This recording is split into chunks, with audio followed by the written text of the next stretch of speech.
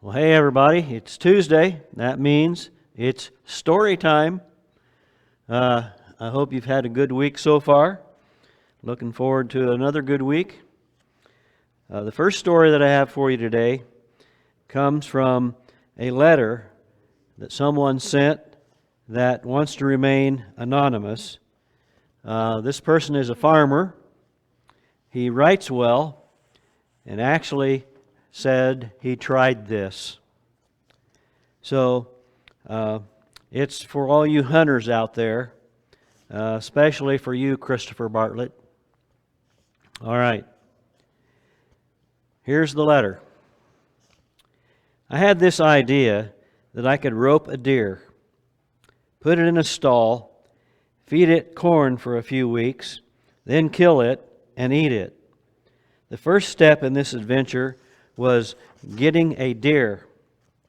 I figured that since they congregate at my cattle feeder and do not seem to have much fear of me when we are there, a bold one, in fact, actually sometimes comes right up and sniffs at the bags of feed in the back of my truck, only 4 feet away. So it shouldn't be too difficult to get a rope around one and put a bag over its head to keep it calm, then hog tie it and transport it back home where I can put it in a stall and feed it corn. So I filled the cattle feeder, then hid down at the end with my rope.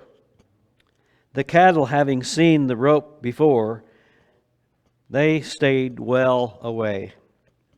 They were not having anything to do with the rope. After about 20 minutes, here came the deer. 3 of them. I picked one out, a likely looking one, stepping out from the end of the feeder, and I threw my rope. The deer just stood there and stared at me. I wrapped the rope around my wrist and twisted it so that I would have a good hold on it. The deer still just stood there and stared at me, but you could tell it was mildly concerned about the whole rope situation. I took a step towards the deer, and it took a step away. I put a little tension on the rope and then received an education. Are you listening, Christopher? The first thing that I learned is that while a deer may just stand there looking at you funny while you rope it, they are spurred to action when you start pulling on the rope. That deer exploded. The second thing I learned is that pound for pound, a deer is a lot stronger than a cow or a horse of the same size.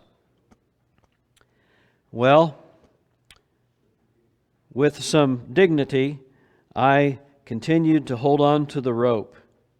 But a deer would not have been so easy as a cow or a colt. That deer ran and bucked and twisted and pulled.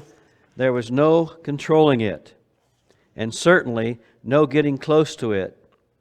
As it jerked me off my feet and started dragging me across the ground, it occurred to me that having a deer on a rope was not nearly as good an idea as I had originally imagined it to be.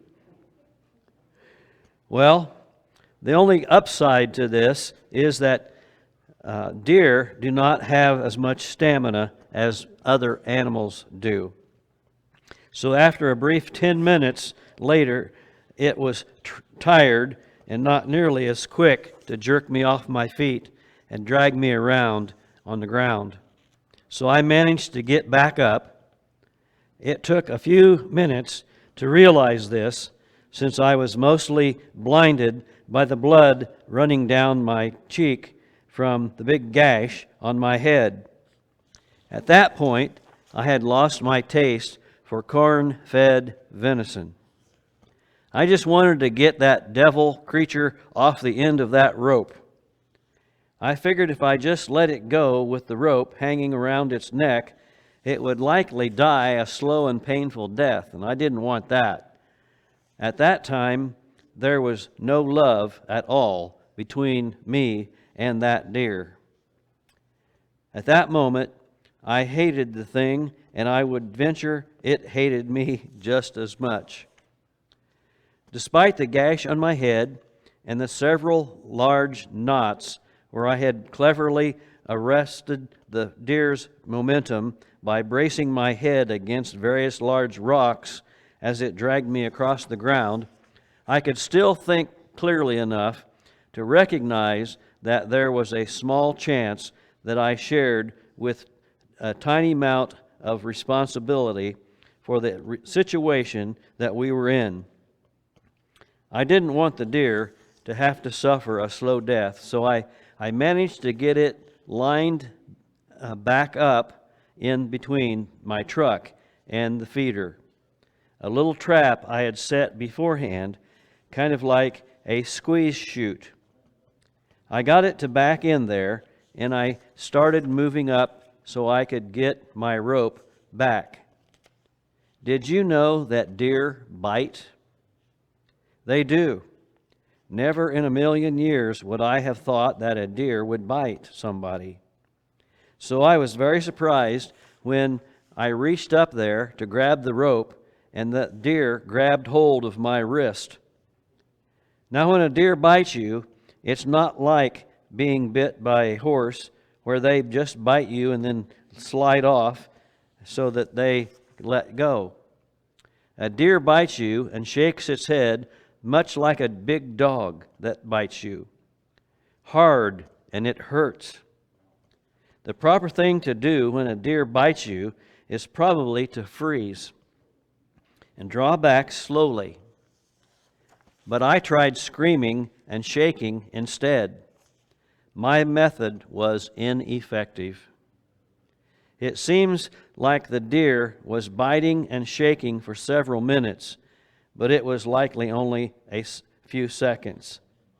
I, being smarter than a deer, though you may be questioning that by now, tricked it. While I kept it busy tearing the tendons out of my right arm, I reached up with my left hand and pulled the rope loose. That was when I got my final lesson in deer behavior for the day.